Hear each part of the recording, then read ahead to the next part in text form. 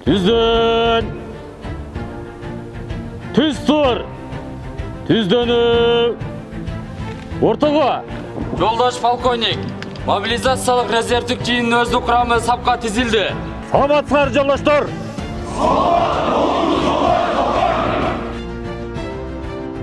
Биз азыр Жалал Абад облусунун Көкжаңгак шаарындагы 95-774 аскер бөлүгүндө турабыз. Мында мобилизациялык резервде кызмат өтөгөн жоокерлердин 2024-жылдагы алгачкы жыйыны башталды. Арткагай! Рыл!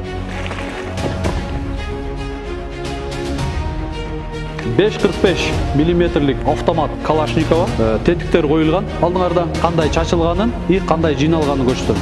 Аталган аскер бөлүктө 2024-жылдын 28 мартынан баштап 1 айлык аскердик кызматты өтөөчү жоокерлер үчүн атайын аскердик сабактар боюнча программа түзүлүп, анын негизинде окутулуп үйрөтүлүүдө. Прапорщиктер бүткөндөн кийин офицерлер кетет. Кенже лейтенант, улук лейтенант, капитан, майор, подполковник, полковник. 28 апрелден баштап уже кызмат өтө баштадык биз. Келгенден баштап бизге деген эң эле негизгиси аскердин күнүмдүк турмушун, күнүмдүк тартиптерин бардыгы уставдын негизинде жакшы бир тартипте үйрөтүшүп атат. Эмне экен? Жана айттым го. Ким эстеп калды? Затворная рама и газовый поршень. Эмне экен бул жигиттер? Возвратный механизм. То есть автоматты атканда ушул пружинанын орду аябай чоң.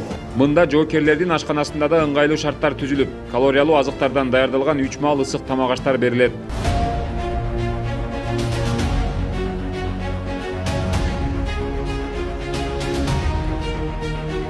Андан сырткары алардын уктап эс алуусу үчүн дагы казармалар, андагы орундуктар жетиштүү деңгээлде каралган.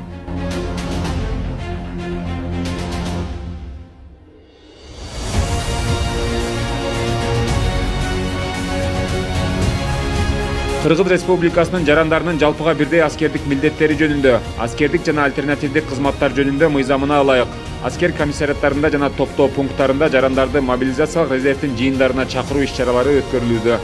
Резервдик жыйынга катышуучулар аскер комиссариатка келген жарандарды биз аскердик каттоодо тургандыгын текшерип, же болбосо турбаса аскердик каттоого алуу менен жаранды кабыл алабыз дагы. Андан соң биз шаардык же болбосо райондук медициналык кароодон, ошол эле учурда жыйындын алдында областтык медициналык кароодон өткөргөндөн соң баланын ден соолугу таза деп табылгандан кийин аны биз мобилизациялык жыйынга катышууга укук беребиз.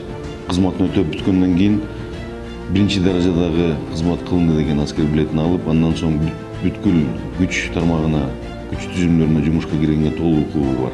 Мобилизациялык резервдин жыйынына Кыргыз Республикасынын бардык региондорунан 22 жаштан 40 жашка чейинки жарандары чакырылып, алар 1 ай бою аскердик негизги талаптарды окуп үйрөнүп, андан соң жоокерлер аскердик ант беришет. Сабактардын жыйынтыгында оготуу практикалык көнүгүүсү аткарылгандан кийин жоокерлер аскердик антты беришип, өздөрүнүн тиешелүү аскердик комиссияттарына жөнөтүлөт.